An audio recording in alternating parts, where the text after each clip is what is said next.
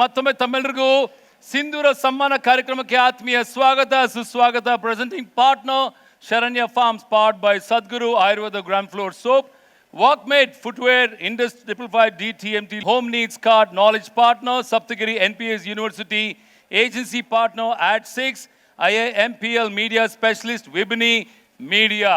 So ಈಗ ಕಾರ್ಯಕ್ರಮ ಮುಂದುವರಿಸುವಂತ ಸಮಯ. ಎಲ್ಲ ರೆಡಿ ಇದ್ದೀರಾ?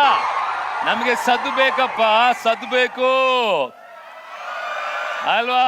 ಎನರ್ಜಿ ಬೇಕು, ನೀವೆಲ್ಲ ಕುಡಿದು ಕುಪ್ಪಳಿಸಬೇಕು. ಈಗ ಮುಂದುವರಿಸೋ ಸಮಯ. 14 ವರ್ಷದ ಒಂದು ಬ್ಯೂಟಿಫುಲ್ ಜರ್ನಿ ಜೊತೆಗೆ ಪಬ್ಲಿಕ್ ಮೂವೀಸ್ನ 8 ವರ್ಷದ ಸಂಭ್ರಮ ನಡೀತಾ ಇದೆ. ಈ 14 ವರ್ಷದ ಈ ಒಂದು ಬ್ಯೂಟಿಫುಲ್ ಜರ್ನಿ ಹೇಗಿದೆ ಅಂತ ನೋಡೋ ಆಸೆ ಎಲ್ರಿಗೂ ಇರುತ್ತೆ ತಾನೆ.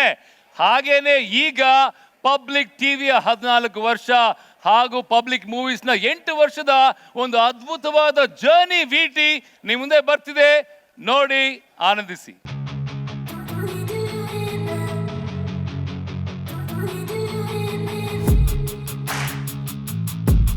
ಯಾರ ಆಸ್ತಿಯೂ ಅಲ್ಲ, ಇದು ನಿಮ್ಮ ಟಿವಿ ಎಂಬ ಘೋಷವಾಕ್ಯದೊಂದಿಗೆ ಫೆಬ್ರವರಿ 12, 2012ರಂದು ಲೋಕಾರ್ಪಣೆಗೊಂಡ ನಿಮ್ಮ ಪಬ್ಲಿಕ್ ಟಿವಿಗೆ ಇದೀಗ 14ನೇ ವಾರ್ಷಿಕೋತ್ಸವದ ಸಂಭ್ರಮ.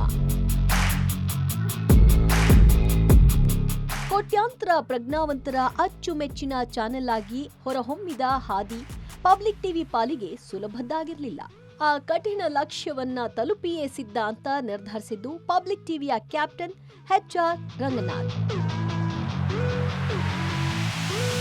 ಪಬ್ಲಿಕ್ ಟಿವಿಯ ಸುದ್ದಿ ಜಗತ್ತಿನ ಯಾನ 14 ಸಂವತ್ಸರ ಪೂರೈಸಿ 15ನೇ ವಸಂತದತ್ತ ಅಬಾಧಿತವಾಗಿ ಸಾಗಿದೆ ಅಂದ್ರೆ ಅದಕ್ಕೆ ವೀಕ್ಷಕ ಮಹಾಪ್ರಭುಗಳೇ ಕಾರಣ. ಫೆಬ್ರವರಿ 12, 2012 ಈ ದಿನ ಪಬ್ಲಿಕ್ ಟಿವಿ ಮಾಧ್ಯಮ ಲೋಕವೇ ಅಚ್ಚರಿಯಿಂದ ನೋಡುವಂತೆ ಮಾಡಿದ ದಿನ. ಅದೆಷ್ಟು ದಿನ ನಡೆಸ್ತಾರೋ ನೋಡೋಣ ಅಂತ ನಕ್ಕವರ ಮುಂದೆ ಭರ್ತಿ 14 ಸಂವತ್ಸರಗಳನ್ನ ಪೂರೈಸಿದ ಸಾರ್ಥಕ ದಿನ. ಹೌದು, ಇವತ್ತು ನಮ್ಮ ಪಬ್ಲಿಕ್ ಟಿವಿ ಸುದ್ದಿವಾಹಿನಿಗೆ ಹುಟ್ಟುಹಬ್ಬದ ಸಂಭ್ರಮ.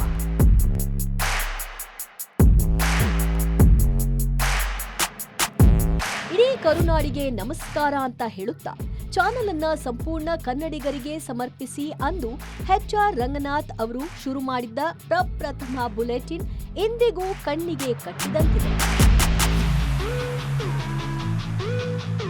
ಅಂದು ಶುರು ಮಾಡಿದ್ದ ಸುದ್ದಿ ಯಜ್ಞ ಇವತ್ತಿಗೂ ನಿರರ್ಗಳವಾಗಿ ಸಾಗುತ್ತಲೇ ಇದೆ.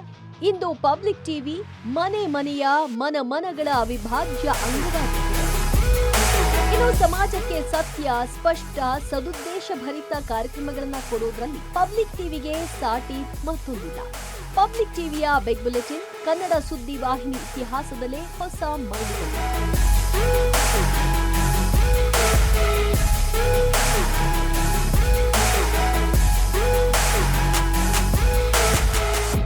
ಕನ್ನಡ ನಾಡಿನಲ್ಲಿ ಕನ್ನಡದವರೇ ಸಮರ್ಥ, ಸದೃಢ, ನಿಷ್ಪಕ್ಷಪಾತ ಸುದ್ದಿವಾಹಿನಿಯೊಂದನ್ನ ಶುರು ಮಾಡಿ ದಕ್ಷತೆ, ಪ್ರಾಮಾಣಿಕತೆ, ಪಕ್ಷಾತೀತವಾಗಿ ಯಶಸ್ವಿಯಾಗಿ ನಡೆಸಿಕೊಂಡು ಬಂದಿರುವ ನಿದರ್ಶನವೊಂದಿದ್ದರೆ ಅದು ಪಬ್ಲಿಕ್ ಟಿವಿಯ. ಕಳೆದ ವರ್ಷ ಇಡೀ ದೇಶದ ಎಲ್ಲ ಮಾಧ್ಯಮಗಳ ಪಾಲಿಗೂ ಅತ್ಯಂತ ವಿಶೇಷ ಮತ್ತು ಸವಾಲಿನ ಸಂದರ್ಭ ಸೃಷ್ಟಿಸಿತ್ತು ಅಂದ್ರೆ ಅದು ತಪ್ಪಾಗಲ್ಲ. ಶತ್ರು ದೇಶ ನೆರೆಯ ಪಾಕಿಸ್ತಾನದ ದುಷ್ಟ ಕೃತ್ಯಕ್ಕೆ ಭಾರತ ದಿಟ್ಟ ಪ್ರತ್ಯುತ್ತರ ಕೊಟ್ಟ ಸಮಯವಾಗಿತ್ತು. ಕಾರ್ಗಿಲ್ ಯುದ್ಧದ ಬಳಿಕ ಪಾಕ್ ವಿರುದ್ಧ ಮತ್ತೆ ರಣಕಹಳೆ ಮೊಳಗಿತ್ತು. ಪಹಲ್ಗಾಮ್ನಲ್ಲಿ ನಡೆದ ಉಗ್ರರ ರಾಕ್ಷಸಿ ಕೃತ್ಯಕ್ಕೆ ಪ್ರತಿಕಾರವಾಗಿ ಕೈಗೊಂಡ ಆಪರೇಷನ್ ಸಿಂಧೂರವು ಭಾರತದ ವೀರ ಚರಿತೆಯಲ್ಲಿ ದಾಖಲಾದ ಮಹಾಶೌರ್ಯದ ಮಹಾ ಅಧ್ಯಾಯ.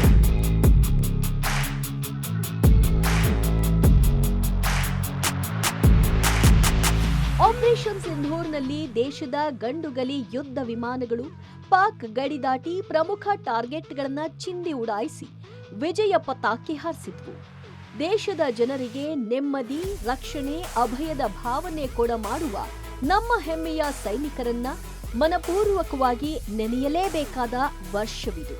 ಹೀಗಾಗಿಯೇ ಪಬ್ಲಿಕ್ ಟಿವಿಯ ವರ್ಷಾಚರಣೆಯ ಈ ಸಂದರ್ಭದಲ್ಲಿ ದೇಶಕ್ಕಾಗಿ ತ್ಯಾಗ, ಬಲಿದಾನಗೈದ ವೀರ ಯೋಧರನ್ನ ಸ್ಮರಿಸಿ ಸನ್ಮಾನಿಸುವ ಕಾರ್ಯಕ್ರಮ.